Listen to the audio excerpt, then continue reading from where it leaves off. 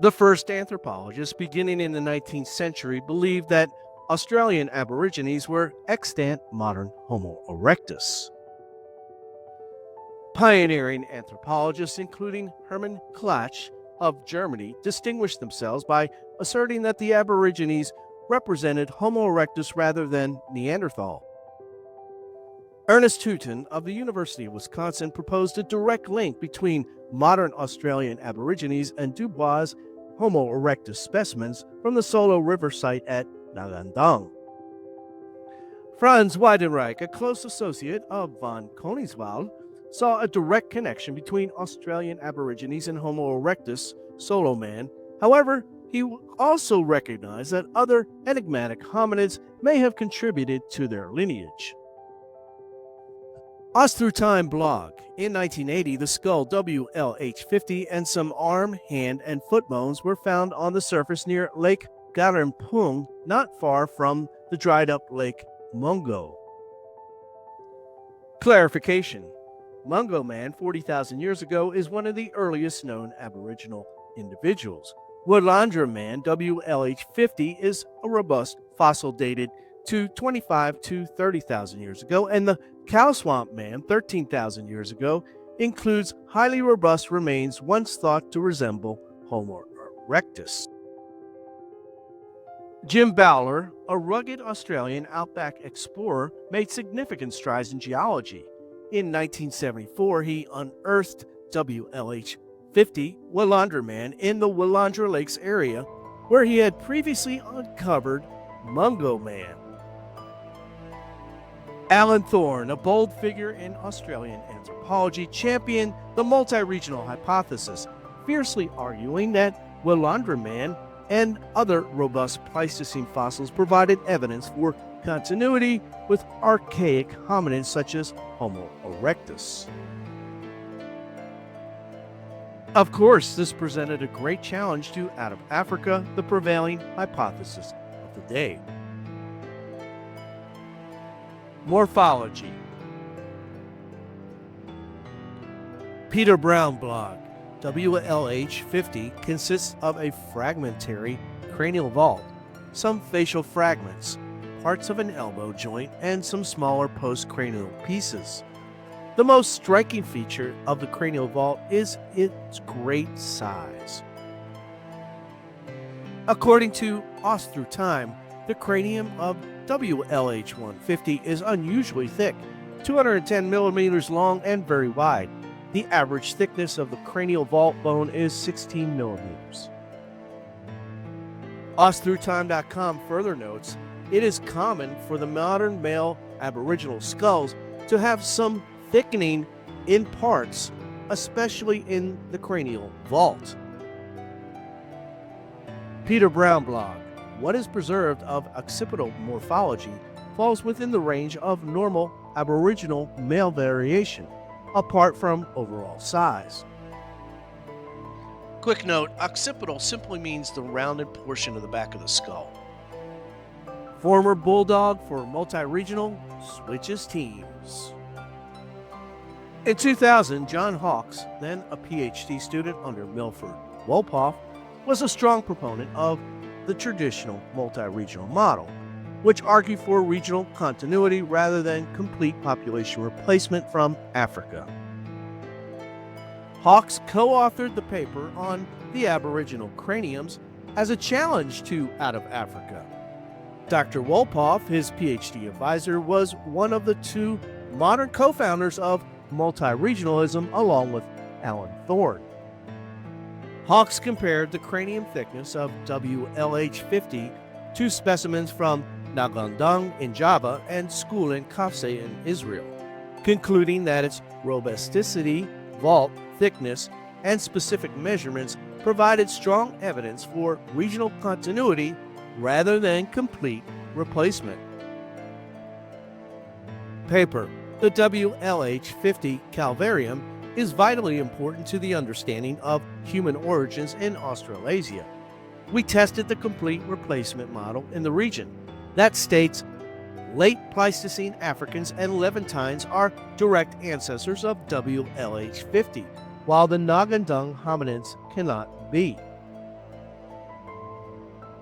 Continuing, metric data for the groups and a pairwise difference analysis to non-metric data for individuals were used to test the model. Both tests clearly refuted complete replacement in Australasia.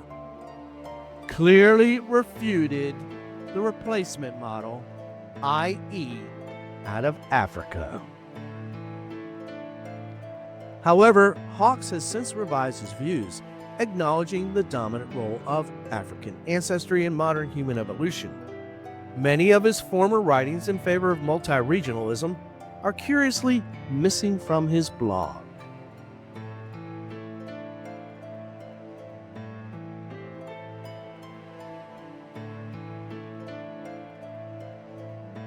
Denisovans. In 2011, researchers identified a previously unknown hominid species extracted from DNA of a pinky bone found in Siberia's Denisova cave. Pabo, Krause, and Reich.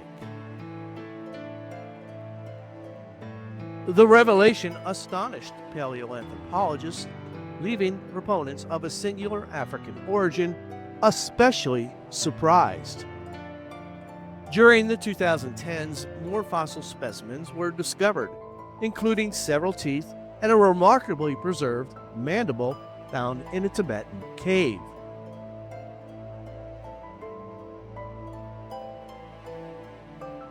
In 2020, a girl of mixed Denisovan Neanderthal heritage was identified from DNA obtained from cave bone fragments.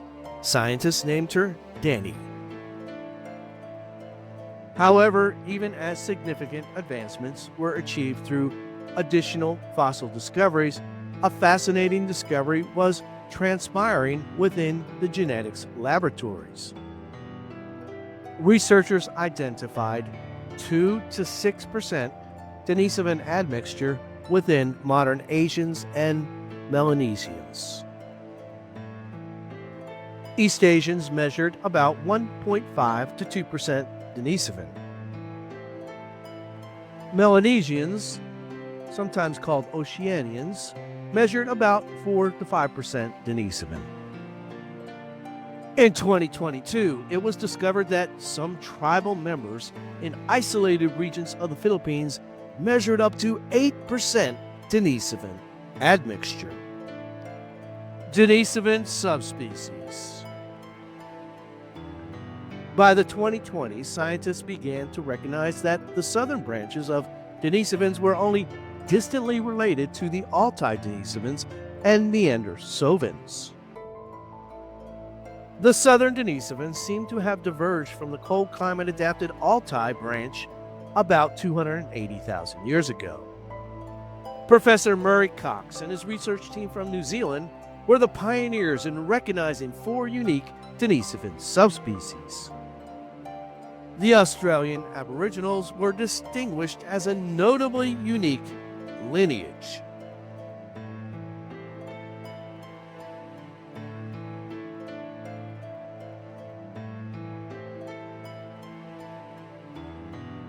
Mystery DNA. A study first released in 2016, which included a number of superstar geneticists, recently updated, thoroughly backed up Cox's findings. Published in Nature, A Genomic History of Australia Aboriginals. Abstract. We estimate that Aboriginal Australians and Papuans diverged from Eurasians 51 to 72,000 years ago, following a single out-of-Africa dispersal and subsequently admixed with archaic population. History.com 2016. One other notable finding from the DNA study is evidence of an uncharacterized hominid group that interbred with modern humans as they migrated through Southeast Asia on their way to Australia. Continuing, according to the study, around 4% of the Aboriginal Australian genome comes from this unknown human relative. Up to 4%. Quote, "We don't know who these people were, but they were a distant relative of Denisovans, and the Papuan Australian ancestors probably encountered them close to Sahul." End quote. Study co-author S.K. Willerslev said, "Mystery Denisovan lineage gone forever." In 2022, under pressure from Indigenous Aboriginal groups, the government in Canberra ordered the reburial of WLH-50 and other ancient remains, effectively ending further scientific study. ABC Australia, returning Mungo Man, March 2025. Decades of division, secret burials, and 2 federal court cases, the reburial of the final skeletal remains into undisturbed and unmarked grave sites is currently underway. Evolutionist True Blog reports March 2025. Some of the Willandra Lake fossils from New South Wales, which include the famous Lake Mungo remains, have been or are scheduled to be reburied without further study. Mungo Man is a popular paleoanthropology account on Twitter that covers archaeological news related to Australia Aboriginals.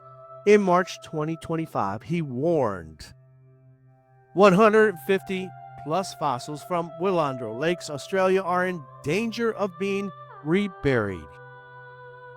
The famous WLH-3 Mungo Man has already been destroyed. He further alerted his followers that, according to his sources, WLH-50, Willandra Lake hominid, is now gone forever. A precise account of the current situation is difficult to come by. Secrecy by courts and politicians is not allowing information on the status of the remaining bones to get out. As of mid-2025, it appears that the remaining fossils are sequestered pending a final court decision. Of note, Michael is married to anatomist Kira Westaway. She is a lead and co-author on all the most recent studies on Gigantopithecus, Tapanuli orangutans, and Homo floresiensis. Quote, "I think that this is a great loss, not just for Aboriginal Australians and non-Aboriginal Australians, but also to all of humanity." End quote. Michael Westaway. With the reburial of Mungo Man and WLH-50, the door to deeper insights into Denisovan variation and archaic admixture among Southeast Asian, Melanesian, and Indigenous Australian populations is closing. The politicians in Canberra have successfully colluded with the courts and radical Indigenous rights groups to hide the specimens forever. This leaves questions of human ancestry in the region unanswered, and now it appears these questions may never be resolved. Thank you for watching. A personal note, in the 1980s, I was aboard the USS Kitty Hawk CV-63 and we spent 7 days in Perth, Australia.